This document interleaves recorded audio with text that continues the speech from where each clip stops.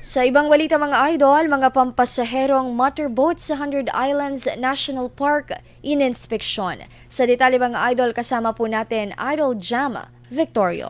104.7 IFM Report!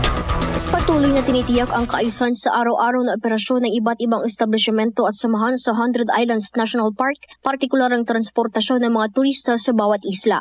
Kamakailan na nagsagawa ng inspeksyon ng Tourism and Cultural Affairs Office ng Alaminos sa mga bangka na ginagamit ng ilang samahan ng mga motorboat operators mula sa ANDA bilang pangunahing nagbabiyahe patungo sa National Park.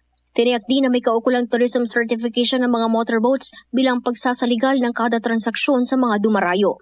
Inaasahan na makakatulong sa paglago ng turismo sa lungsod ang naturang aktibidad kasunod ng posibleng pagdagsa ng mga turista at pilgrims sa pagsapit ng long weekends at Holy Week.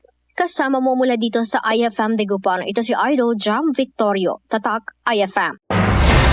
IFM News. IFM News. IFM News.